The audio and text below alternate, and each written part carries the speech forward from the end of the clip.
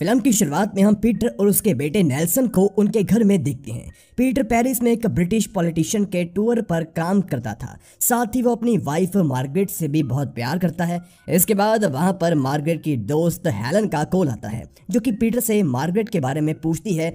जो बात पीटर को बड़ी अजीब लगती है, क्योंकि अभी कुछ देर पहले ही मार्गरेट घर से हेलन के ही घर जाने के लिए निकली थी, जिसे घर से निकले हुए 2 घंटे भी हो चुके हैं। यहाँ पर पीटर ये नहीं समझ पा रहा था कि अगर मार्गरेट हेलन की यहाँ नहीं गई तो वो कहाँ जा सकती है, और वो समझ चुका था कि मार्गरेट ने उससे झूठ बोला था, लेकिन वो पीटर से क्या छुपा रही है वो ये नहीं समझ पा रहा था। हालांकि जब पीटर इन सभी चीज़ों के बारे में सोच ही रहा था, तभी उसकी वाइफ मार्गरेट वापिस आ जाती है।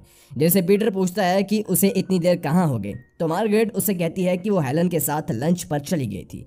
अब मार्गरेट के इस झूठ से पीटर समझ आता है कि पक्का वो पीटर से कुछ तो छुपा रही है, मगर वो मार्गरेट से कुछ भी नहीं कहता। और इस बात का पता लगाने के लिए पीटर मार्गरेट के लिए एक प्राइवेट डिटेक्टिव हायर करता है, ताकि वो उस बात का पता लगा सके कि आखिर उसकी वाइफ उसे क्या छुपा रही है।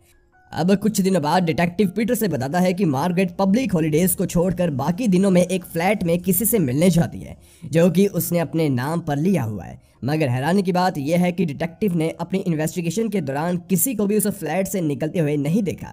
अब डिटेक्टिव की बातों को सुनकर पीटर को लगता है कि मार्गरेट का पक्का किसी के साथ अफेयर तो चल रहा है, इसलिए वो डिटेक्टिव से उस फ्लैट का एड्रेस लेकर बिना देरी किए वहां पहुंच जाता है, जहां वो मार्गरेट को रूम से बाहर निकलने को कहता है, जिस पर मार्गरेट उसे अंदर आने के लिए कहती है। और पीटर मार्गरेट को किसी के साथ बेड पे लेटा हुआ दिखता है, जिसने खुद को चादर के अंदर छुपा रखा था।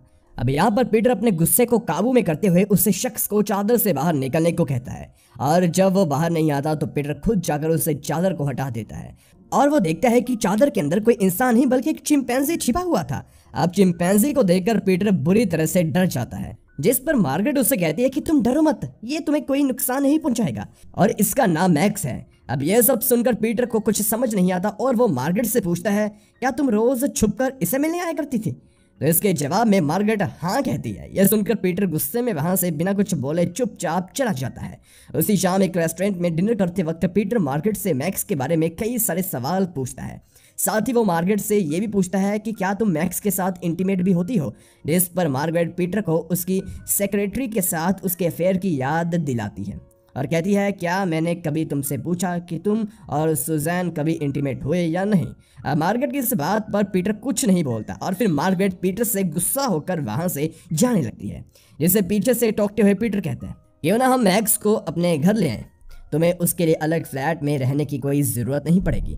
अब पीटर की इस बात पर मार्गरेट मान तो जाती है, लेकिन वो पीटर से कहती है कि अगर उसने मैक्स को कुछ भी करने की कोशिश की तो वो उसे भी खो देगा, और पीटर उससे मैक्स को कुछ भी ना करने का वादा करता है। फिर हम अगले सीन में देखते हैं कि पीटर और मार्गरेट मैक्स को अपने घर लेकर आ गए हैं, जिसके आने से एक तरफ नेल्सन काफ़ी खुश था, तो वहीं मैक्स को देखते ही उनकी मेड मारिया काफ़ी डरी हुई थी, जो कि मैक्स को देखते ही चीख पड़ती है। साथ ही मार्गरेट मैक्स के लिए एक अलग रूम तैयार करती है, ताकि वो वहां पर आराम से रह सके। अब इसी बीच वहां सुजैन आती है, जो कि पीटर से मार्गरेट के बारे में पूछती है, तो पीटर उससे झूठ बोलता है कि मार्गरेट यहाँ नहीं है, क्योंकि वो नहीं चाहता था कि सुजैन उनसे ज़्यादा घुले मिले, ताकि उसके और सुजैन के बीच पहले जो रिश्ता था वो मार्गरेट के सामने ना आ सके।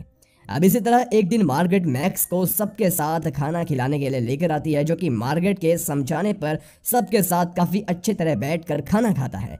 तभी पीटर मार्गरेट से पूछता है कि उसने एक चिंपैंजी को ही क्यों चुना, तो इस पर मार्गरेट उससे कहती है कि उसने मैक्स को नहीं बल्कि मैक्स ने उसे चुना, और फिर वो अपनी बात को पूरी करते हुए आगे बताती है कि उसने मैक्स को एक जू में देखा था, जहां मैक्स सिर्फ मार्गरेट को ही एक तक देखे जा रहा था, मगर मार्गरेट ने उस पर ज्यादा ध्यान नहीं दिया। लेकिन जब वो दोबारा उस जू में गई तो फिर मैक्स मार्गरेट को एक अलग ही नजरों से देख रहा था, और इस बार मार्गरेट से रहा नहीं गया, और उसने मैक्स को उस जू के मालिक से एक अच्छी कीमत देकर खरीद लिया।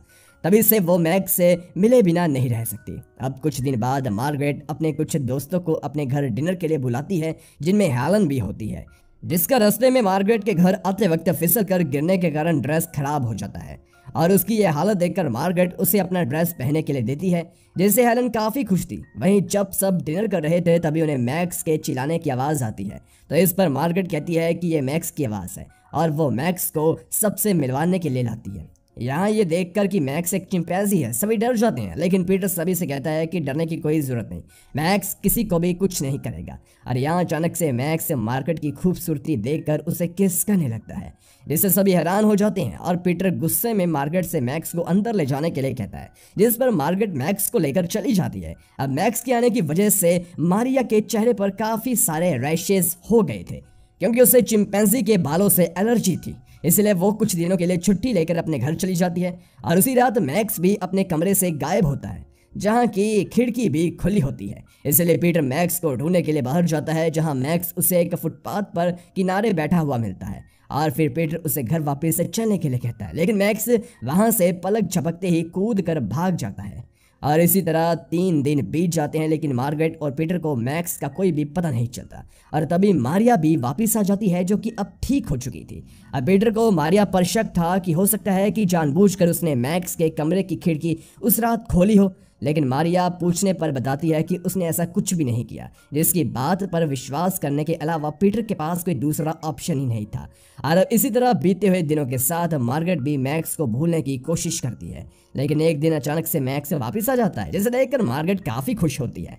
और अब वो अपना ज्यादातर समय मैक्स के साथ ही बिताना शुरू करती है, जो देखकर पीटर को मैक्स से काफी जलन होने लगती है। इसलिए वो इस बारे में राय लेने के लिए एक एक्सपर्ट के पास जाता है, जहां उसे पता चलता है कि ऐसे बहुत ही कम केस हैं जब एक चिंपैंजी को किसी औरत के साथ इंटीमेट होते हुए देखा गया हो, लेकिन ऐसा हो सकता है कि मैक्स और मार्गरेट के बीच सेक्सुअल रिलेशन हो। और अब पीटर की इच्छा होती है कि वो मैक्स को किसी औरत के साथ इंटीमेट होता हुआ देखे। इसलिए वो एक प्रोस्टिट्यूट को मैक्स के पास लेकर आता है और वो उन दोनों को देखने लगता है, जहां प्रोस्टिट्यूट जरा भी नहीं घबराती और वो मैक्स को बहलाने में लग जाती है। लेकिन इस दौरान मैक्स उसके साथ कुछ भी नहीं करता और पीटर को निराश होना पड़ता है। इसलिए अब एक रात पीटर छुपके से मैक्स के कमरे में जाता है, जहां पर उस वक्त मार्गरेट भी मौजूद थी। और वो देखता है कि मार्गरेट और मैक्स चुपचाप एक दूसरे को हक करके सो रहे हैं।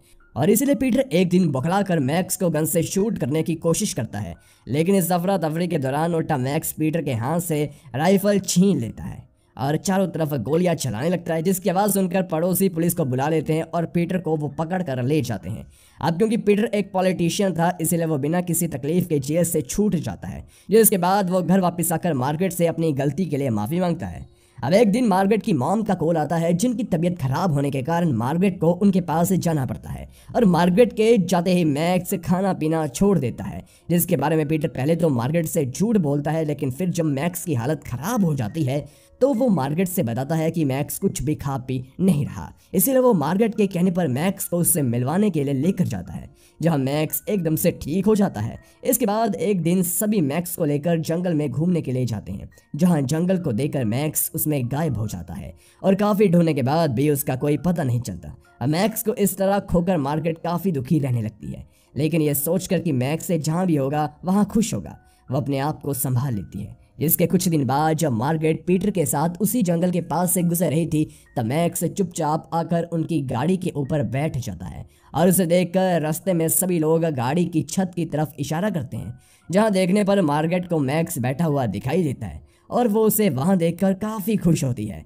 साथ ही अब मैक्स को पीटर ने भी अपना लिया था, क्योंकि वो समझ गया था कि मैक्स और मार्गरेट का रिश्ता वैसा नहीं है जैसा कि वो समझता था, और मार्गरेट उसे चिढ़ाने के लिए ऐसी चीजें बोलती थी। इसके बाद हम मैक्स को पीटर और मार्गरेट के साथ खुशी खुशी रहता हुआ देखते हैं और ये मूवी यहीं पर खत्म हो जाती है। तो गाइस, वीडियो पसंद आई हो तो वीडियो को लाइक कीजिए, ऐसे ही वीडियोस के लिए हमारे चैनल को सबसे पहले सब्सक्राइब कीजिए, क्योंकि ये भी जरूरी है। धन्यवाद।